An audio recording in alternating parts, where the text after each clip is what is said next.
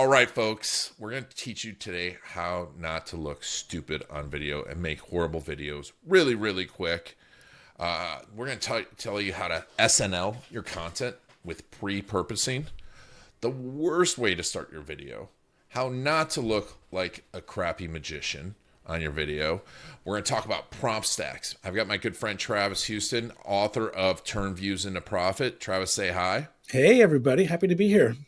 We're going to tell you how to get his new book for free, his favorite AI tools, how to create an editless video studio, easy for me to say, Travis's secret fountain to powerful content, and all the cool tools that you need to look amazing on this garlic marketing show. But of course, one of the best sources for your content for what we're going to talk about, hooks, are in your customer stories. If you want to learn how to figure out your perfect customer story in 20 minutes, go to videocasestory.com/perfect and go ahead and get our case story selector. All right, let's get started. Is Gino Wickman. I was introduced to Ian, and that's what brought me into this video world and got me embracing this video world. And Ian did exactly what I hoped. He got me really comfortable with putting videos out to the world and having a great strategy around putting videos out to the world, because there's so much more than just shooting a video. And so the way that he positions those videos, optimizes those videos, he's done a great job. All right. It's amazing. Travis has joined us from San Diego, California. And Travis, tell us a little bit about Turn Views into Profit. Let's just get right off the bat. His new book is about making money from video. And that's basically it. Honestly, I'm kind of turning some things on their head. I've got something called the three pillars of profit. If we just want to go right into it, there's the three pillars of purpose that were, Ian, did you know there's a new way to do video? No. I look up to you a lot because you've been in this industry a long time. You're a super pro at all of this. And some things today, I think I've got like a different take on how to show up on video in a way that most people haven't experienced before. I'm thinking of there's a new way to do video and we didn't even know about it. And I have a model that I teach in the new book called Turn Views into Profit. And it's really, there's only three things to do. Well, there's four things. First, you have to go to turnviewsintoprofit.com. Turnviewsintoprofit.com. Put in the coupon code IAN Garlic. That's IAN Garlic, like the spice. Download the book. And then what happens? That's the thing. So if you can see my screen, I'll just write it in here. Obviously, you go to Turn Views into Profit, but you want to get the book for free. So to get it for free, there is a coupon code that I just created. I'll just write it in here. Coupon code is what?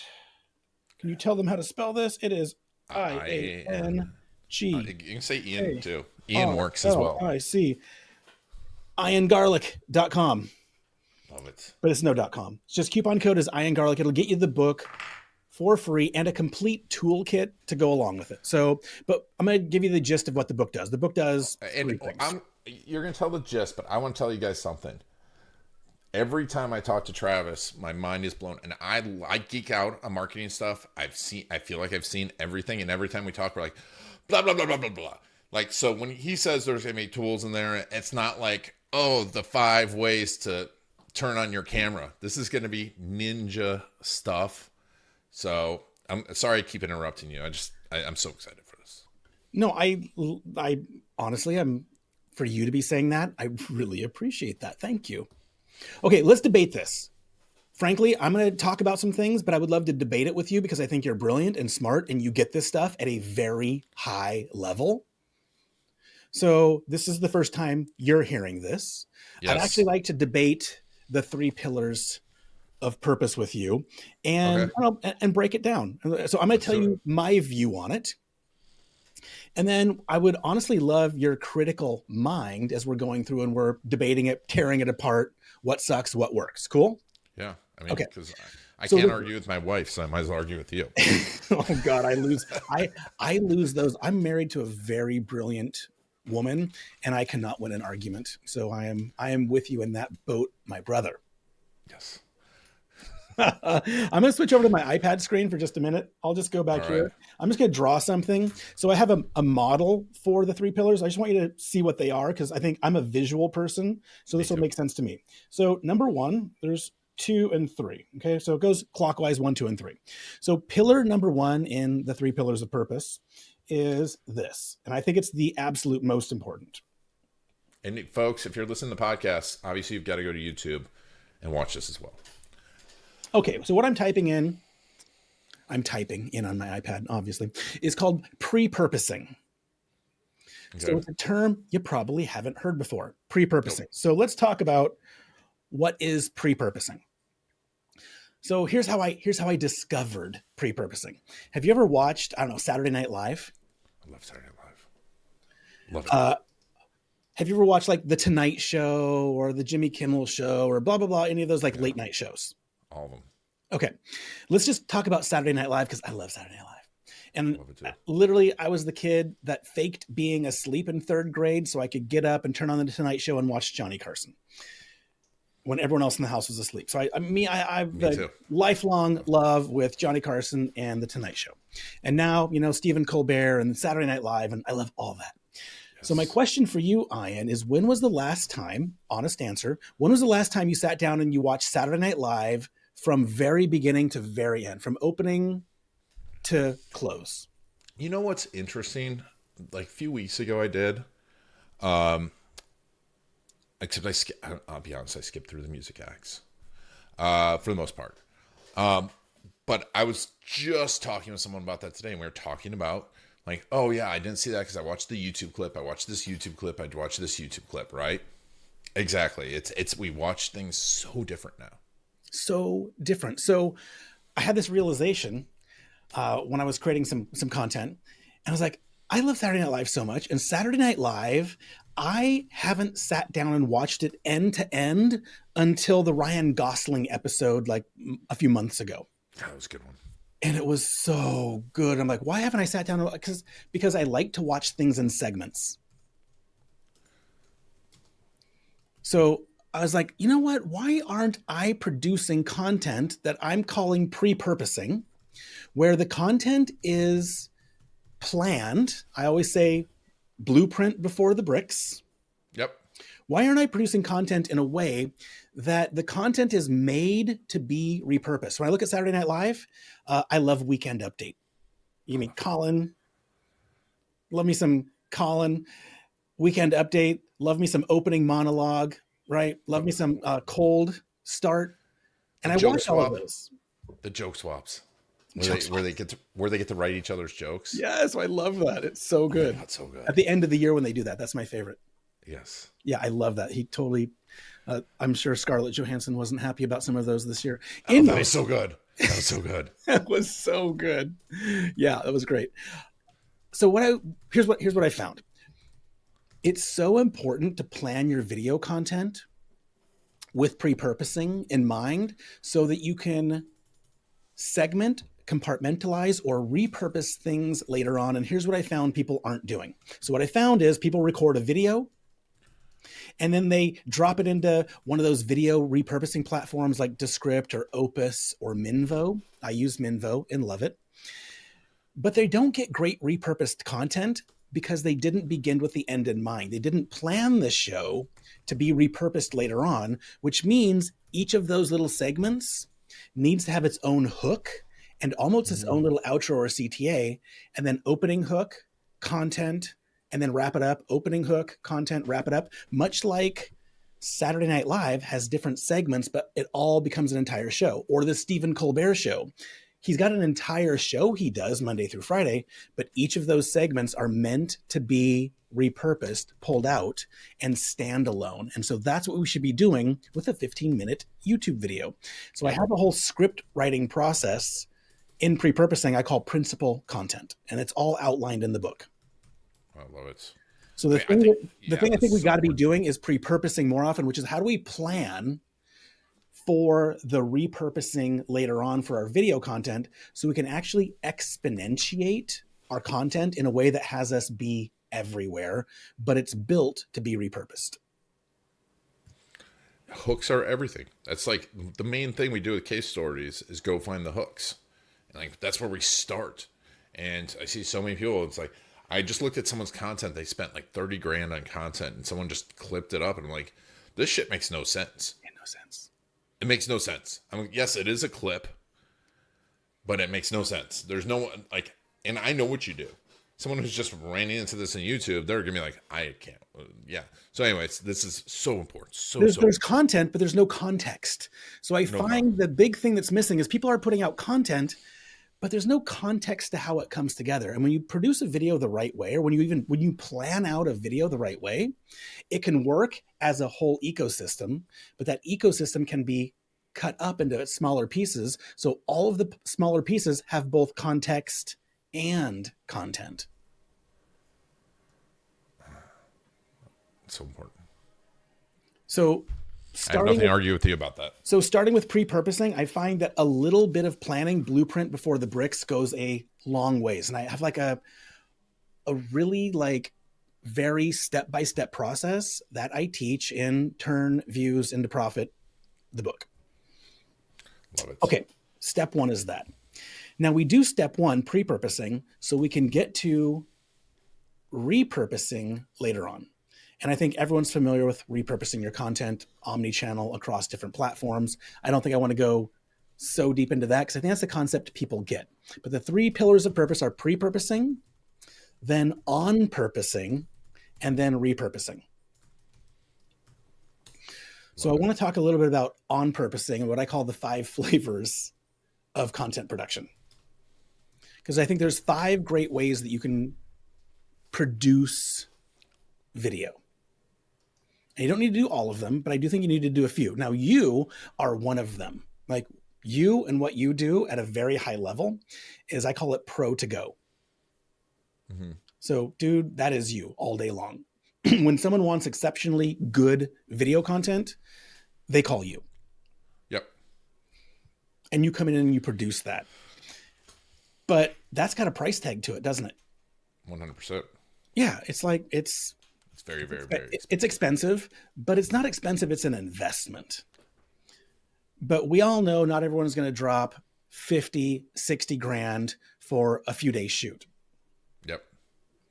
It's just not reasonable for everyone. So what do a lot of people do? They shoot on their smartphone. But is the smartphone going to give you really great quality content for your longer form content? I mean, like you said, though, it's the quality of like planning it out, knowing who your ideal audience is, and knowing how to create great hooks and making, I mean, I always think of this. It's like Blair Witch. I always say it's Blair Witch Project versus what was that Eddie Murphy movie? Pluto Mars, right? The Adventures of Pluto Mars. You can have tons of money and have a crappy movie, or you can have a great planning, which you teach in the book, and have an amazing movie that makes billions of dollars. So let's talk. How do you create hooks? Is there like, do you have a secret method for what you do for creating a really great hook? Because let's talk about the retention graph in YouTube. Yeah. If there's one thing I pay attention to in YouTube metrics, YouTube analytics, it's the retention graph. And I've got 2 different metrics I like. I'd love to know what metrics you love for looking at something like a YouTube video, but I'm looking for retention within the first 30 seconds. I'm looking for an 80% retention within the first 30 seconds of the video, and everything there relies on that initial hook and then what you say directly after that initial hook and that kind of that first 30 seconds of the video. So in terms of what you do, Ian, like what do you do in terms of creating retention in those like really important first 30 seconds of a video? I wish I could say it was boobs, but it's not boobs, because we're battling boobs, babies, and butts. We are. So, no, what we do is actually interview people's clients for their story. And when we interview them, you find the hook. If you interview them the right way, that's where we find our hooks. And but not everyone can do that, but that's what we do. And then I agree with you. The first 30 seconds is everything. I call it the Motown effect. And, I don't know if we've talked about this, but No. so Tell me more. there's an awesome documentary. I love Motown. One of my favorite ones is Standing in the Shadows of Motown. But the other one is Hitsville. It's on Showtime. And Steve and Barry Gordy and Smokey Robinson talk about the first 15 seconds. And literally, if I go boom, boom, boom, boom, boom, like I wrecked that, but that's amazing. They would spend 5-6 days with the entire team working on the first 20 to 30 seconds. That's why this is just so important that you can't underestimate. And I didn't want to go off there, but that's what made Motown the most successful record label of all time, were the hooks. And you need to do this. And I just want to, that's what they did. They worked them. And I cannot overestimate what you're talking about here. So keep going. Sorry. I love all this. I think it's so important. So I'll tell you what I start with. People start with I'm going to shoot my video, or I'm going to come up with my overall script idea. All we do initially, I'm going to say the secret is let's say we want to plan out 12 videos.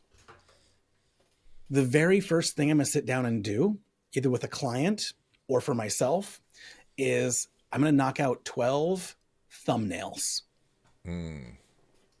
Because the thumbnail is the beat. Like you were just saying about Motown, just that initial beat or that hook line, that's your thumbnail. And your thumbnail is totally different than the title of your video, than the content of your video, the description of your video, what's in your video, how you close your video. I always start with those 3 to 6 words that go on a YouTube thumbnail.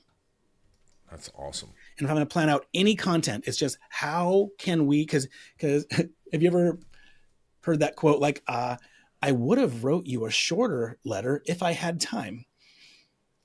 To get to that, that point where we can distill something down in just a few words actually takes a lot longer. Getting to the point where you've got a YouTube thumbnail that's going to convert really high, that's going to get the click to even get to the retention 30 seconds of the retention graph, you have to have a great YouTube thumbnail. Mm-hmm. And so the first thing I think is important to do for looking at your next few pieces of content. So whatever your next few pieces of content are going to be, I'd say spend your time planning exactly what is going to go on the YouTube thumbnail. So I've got a whole Canva set of really great YouTube thumbnails that you get when you get the book. That's awesome. And you just go through and you map out really hook driven 3 to 6 word YouTube thumbnails. I think that is such a big piece of content production that most people use as an afterthought rather than the blueprint before the bricks. Love it. So we get these, you get the thumbnail. Okay.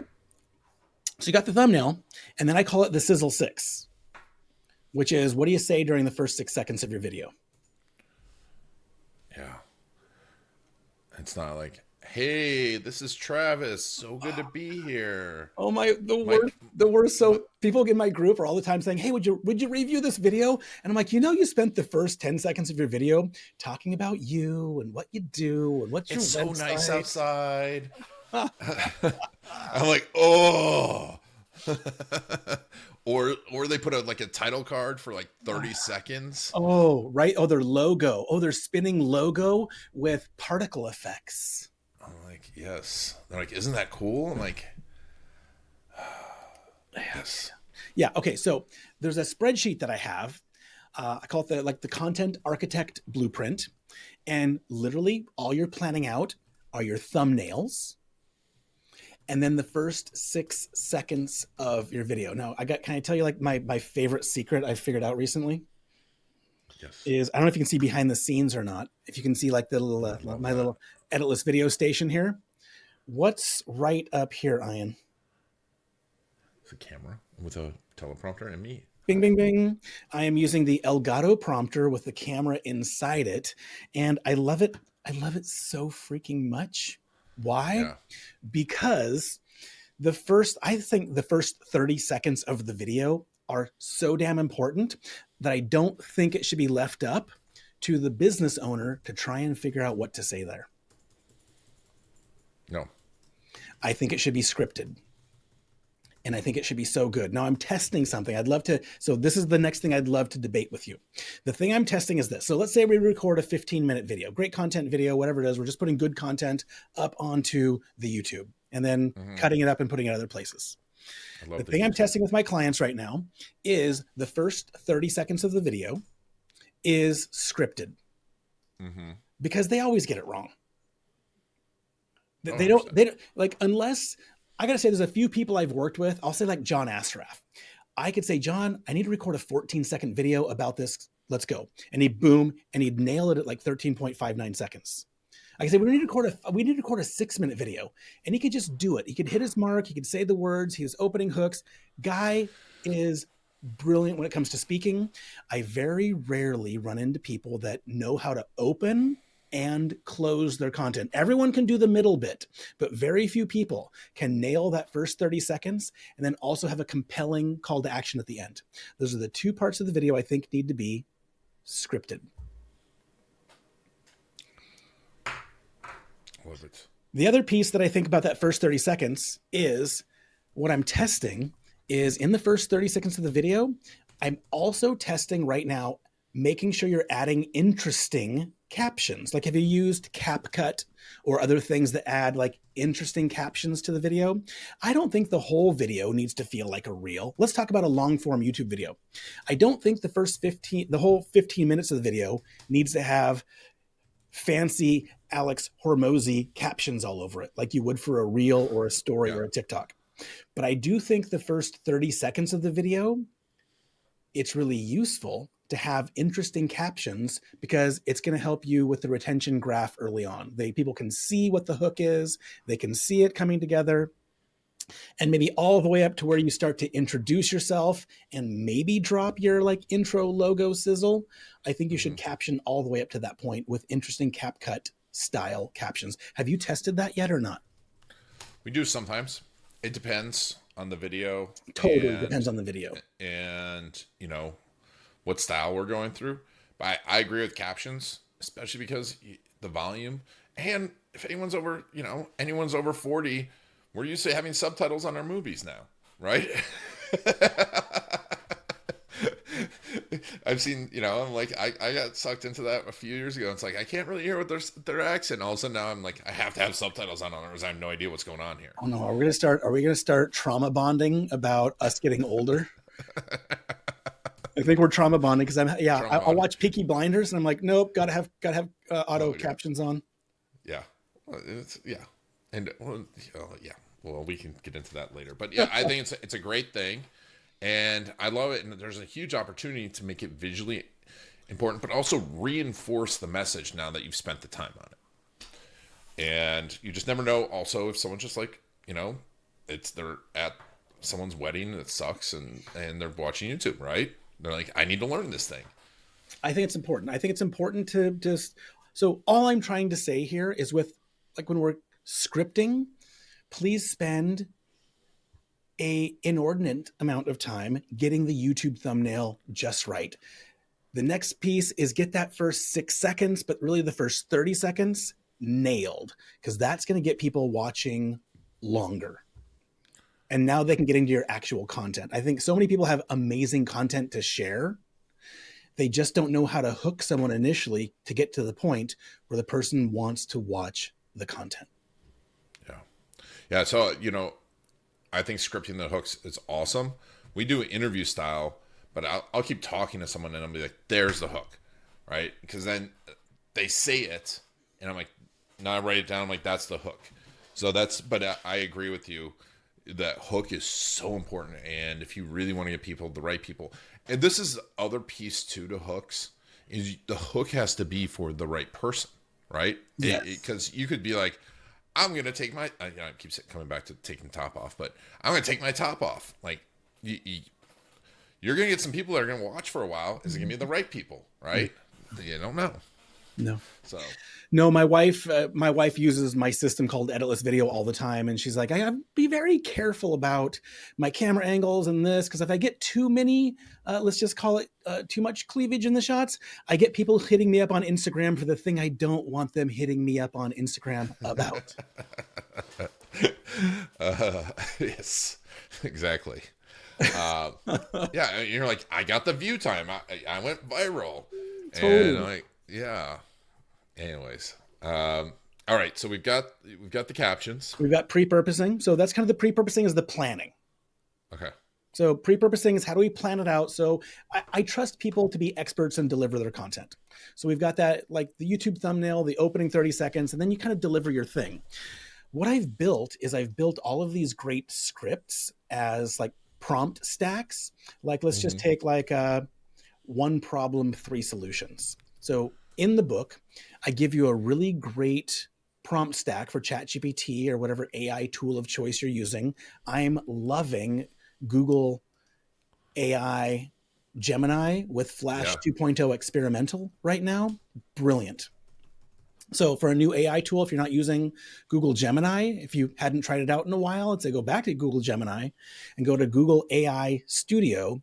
And they've got this version called Flash 2.0 experimental. And it's freaking fantastic.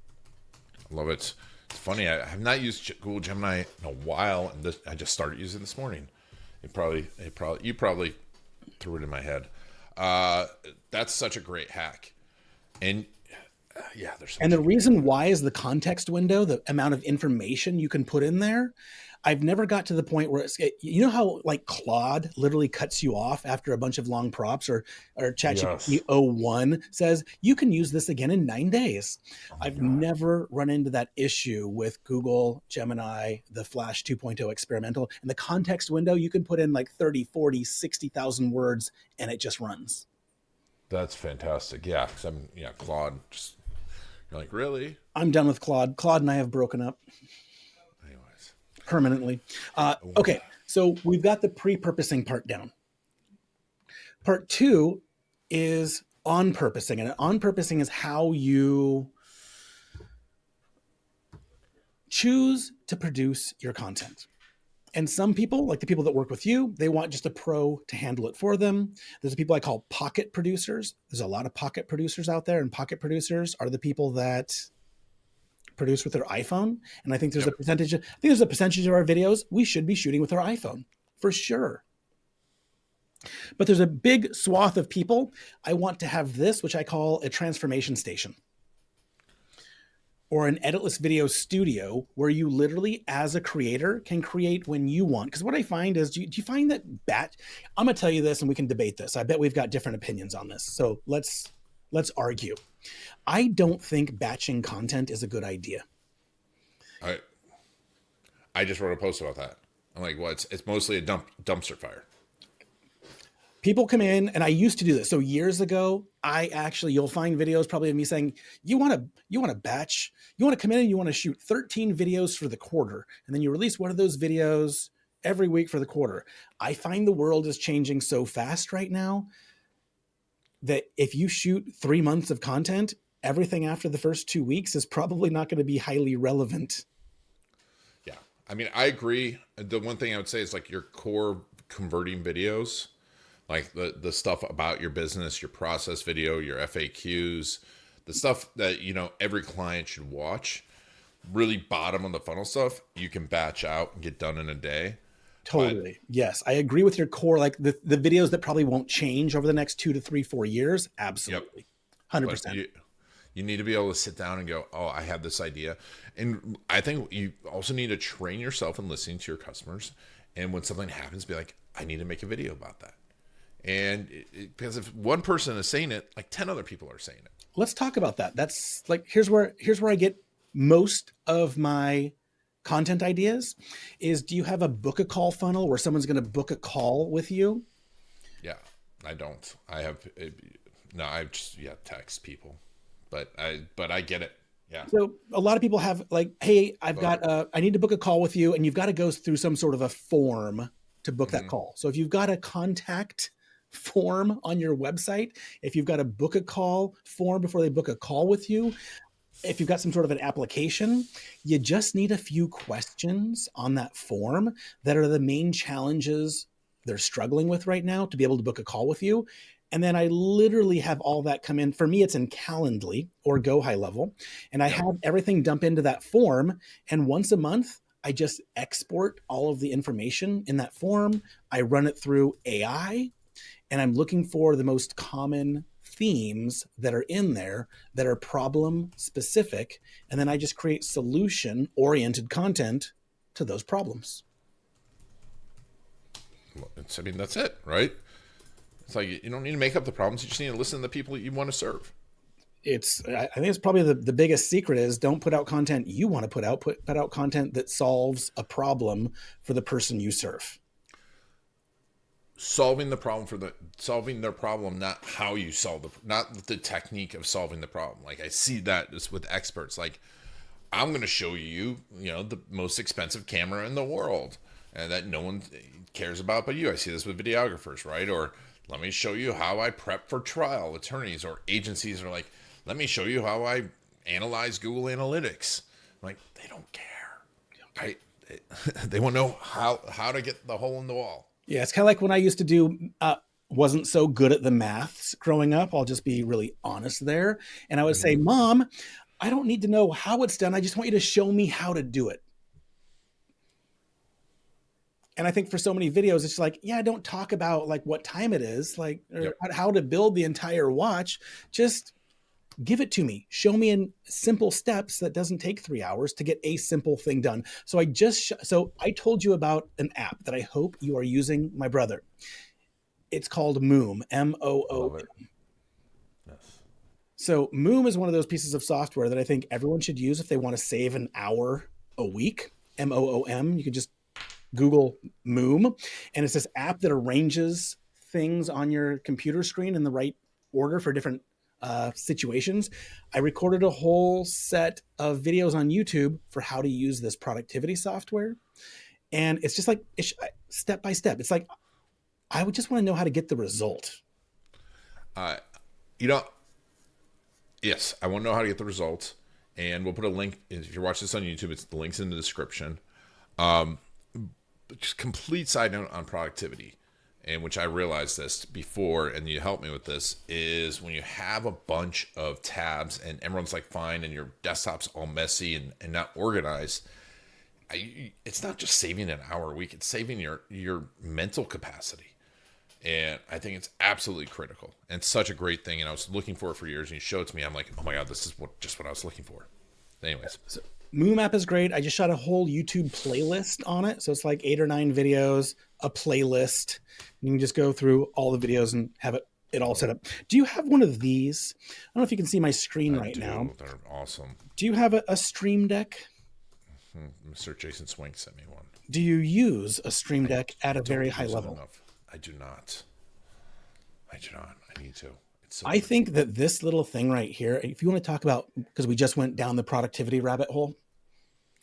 Yeah. I think that this thing is the kind of the ultimate productivity. If I go to my home screen, go to like so I've got different calls that I do. And then I click a button and it opens my Canva that's got the slides for that. It opens my notes document. It opens the right websites that I need. It arranges everything on my screen in the right order for how I want it. And it brings up like how I even do my live streaming, how I live stream it into my Facebook group. I click one button and boom, everything comes up. It's such a beautiful little hack. And then I've got different, like right now we're doing a 2-person show. Yep. And so I've got an entire like stack of things that happen when I click the 2-person show. Man. 9x6, want to record all your 9x16 videos?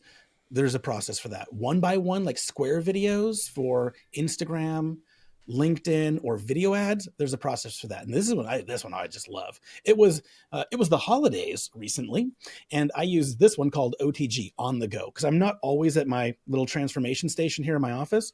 And so I built a whole process where I can do all of this stuff when I'm on the go or working from a cafe. So all of these are little productivity hacks. And I just click my one person show and it moves everything on my desktop exactly like now here, I'm gonna tell you a big secret that I love. Do you ever do sales calls Yes. where you're on a Zoom call and you're working on closing a client? The thing that I found to be really effective is I'll just go behind the scenes here. Maybe you can see this. I'm going to bring the screen where you and I are, because can you see me moving the you and I screen around? There you are. So here's the screen. So what I'm loving is instead of having you on a screen where now when I'm looking at you, I'm kind of looking off screen, I put you right up in my camera lens. So the teleprompter is here. So now when I'm talking to you, I'm literally looking you in the eyes. And I find that most of the time we've become so disassociated to this when we're on a Zoom call. Normally, I'd be like looking at you over here. And so I'm looking at you, I'm having a conversation. There he is, everybody. I love Ian Garlic. He's, freaking handsome as it gets. And if you've ever been on his boat, the guy's got like boating skills. So you got to love him even more because of his boating skills. And he also knows how to make a gangster cocktail. I love this guy. You're amazing. But do you see what I'm looking over there instead of looking at you here? Yep.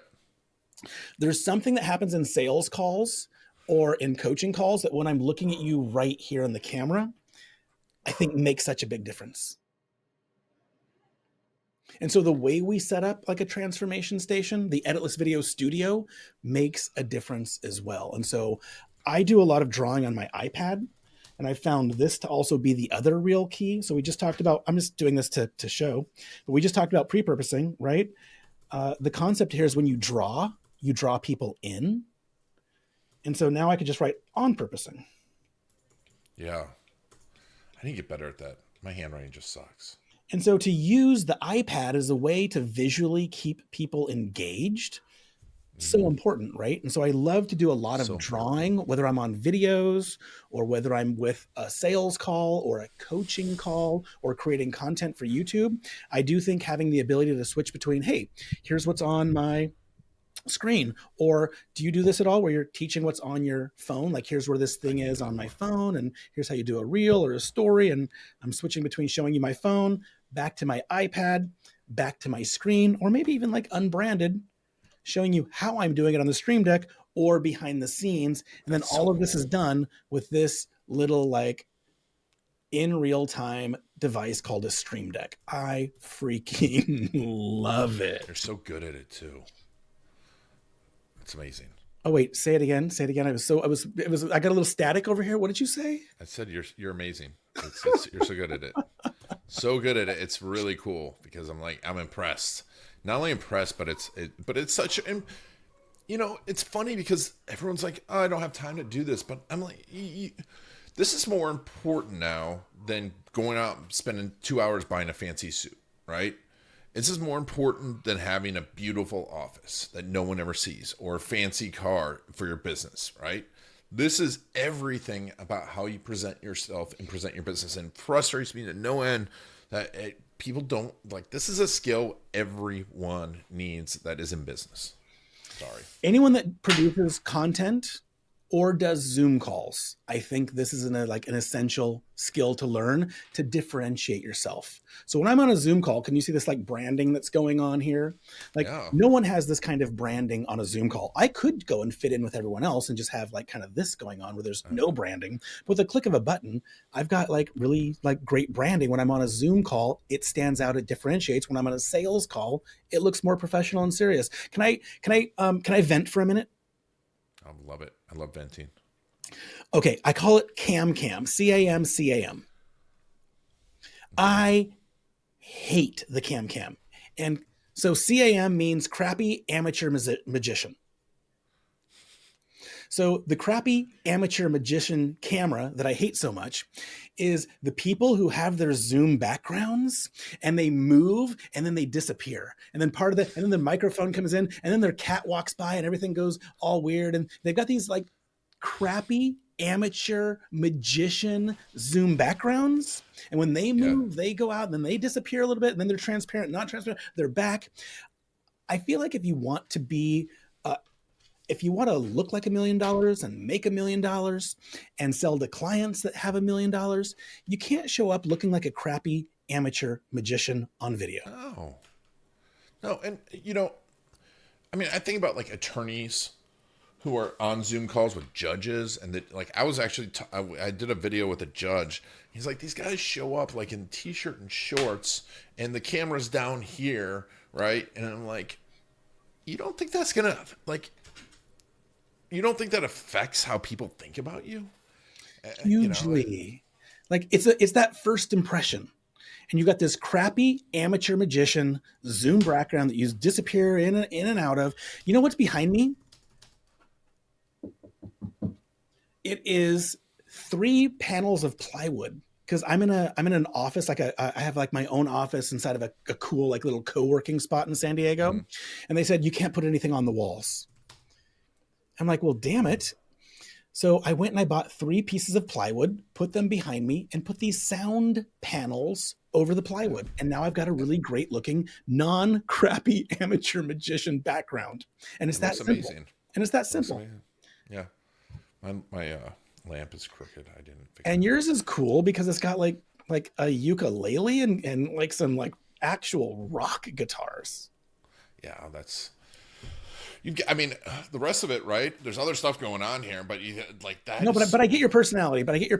And you're not fading in and out of your crappy amateur magician magic act. So I call it the CamCam. Whenever I see it, I'm like, oh, I can't take you seriously right now. Yeah, and also the branding where they're like, I've got 8,000, or they do like 8,000 different branding things on there, and I'm like, yeah, this is not cool. I know you can put the green screen on there. Sally Hogshead has a great phrase where she says, different is better than best. Something like that. Here's what I like. I like only is better than best. I want to be the only person that's got branding like this that stands out. So in your niche, in your industry, you're on Zoom calls, you're going to conferences, you're attending summits. I want to kind of be everyone can just look like unbranded. But what if in certain circumstances, when you're speaking or you're presenting, you look branded, where you can show different angles or show something like a whole presentation on your iPad, and I can just do a whole presentation right here. Or I want to show you something that's happening on my phone, move back to this. Cutting camera angles is like, when you do a video production, dude, do you keep one camera angle the entire time? No, because it's boring AF. Yeah. When we do content for YouTube or Zoom calls or sales calls, wouldn't it be cool if you were switching cameras in real time to keep people interested for the things that are happening? And then you could show them kind of like what's going on in real time. And so by the end, you're done with the Zoom call, no editing. No, it's awesome. It's taking the principles that you do really well when you're working with clients who come to a production shoot, and it's applying it to the online space. Well, and it's where we all spend our time, right? It's where we encounter everyone. It's what you're like, oh, your camera looks great, and blah blah blah. I'm like, yeah, it's an investment, it's time, but you wouldn't show up to a meeting. I mean, most people wouldn't show up to a meeting like dirty and looking like they're from the the 60s. But then they do that with their Zoom calls, and like, oh, it's backlit, and I'm like, you've got to learn some basic camera skills, and I think you've got a book about that, right? Turn Views into Profits. Would you believe I have a book that if you went to turnviewsintoprofit.com and you put in the coupon code IANGARLIC, IANGARLIC, it gets you the book for free. For free. And you get all these. I mean, the tools in there are amazing. It seems a little overwhelming, but it's a video is a great investment. I'm going to say that, but B, showing up well, it transforms every conversation that you have, and it's a skill set that I think it's just, no matter what you do, if you're ever on a Zoom call that affects your business or affects your life, you've got to learn these things. And then if you're making videos at all, which you should be, you got to learn these things. It's 16 hours. I'll be straight up. It's 16 hours of your life. The way I have it set up inside of Editless Video is it takes about 16 hours to get this set up and working, and probably another week to just to learn how to use this thing, like how to hit the buttons. I can hit all the buttons without looking now. So if I want to go to my iPad, I'm looking at you right here. I can stay looking at you and switch right back to this screen. I can go unbranded and I'm still looking at you, switch back to this screen, because I know exactly where the buttons are on this, because there's only 15 keys. And the middle one's got a little nub, so I know right where it is. So there's a reason all this exists, and I think that you will uniquely understand this. I shot a video course and it had 116 videos in it. And if you shoot a video course that has 116 videos, what do you have to do to all those 116 videos? You got to edit them. And I was like, I will never produce another video course if I have to edit 116 videos, because for about every minute of produced video, it's half hour to an hour of editing time. I was like, I'll never do this again.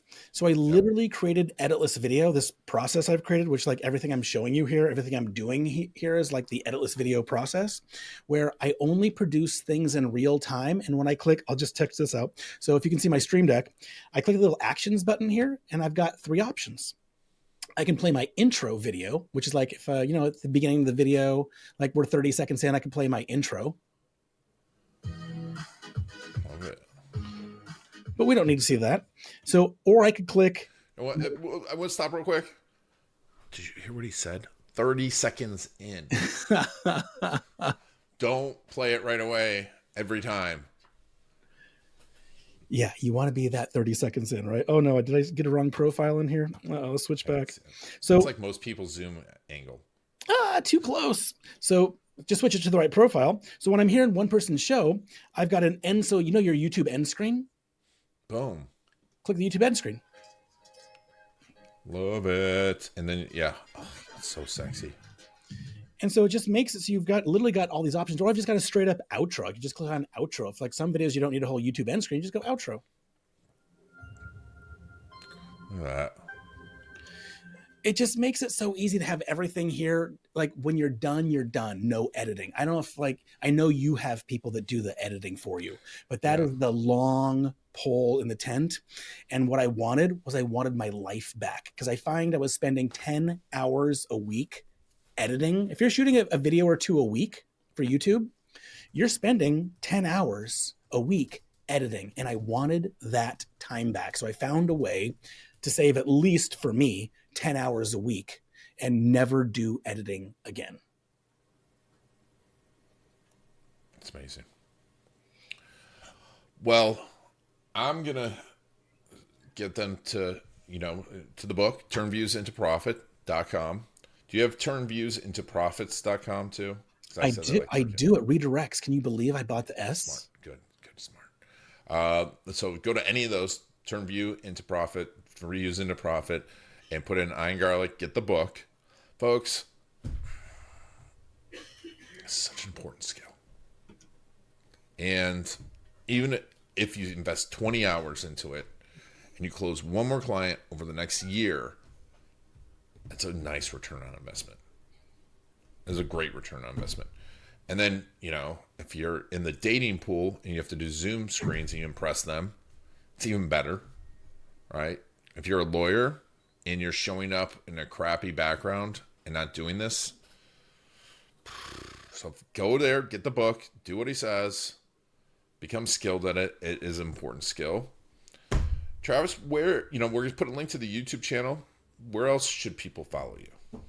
Oh, I think getting the book is best first step. And if they want to go to YouTube, it's youtube.com/Travis Houston. Easy enough. And this is such important stuff. Latest stuff. Travis is super smart with it. Makes it easy for you.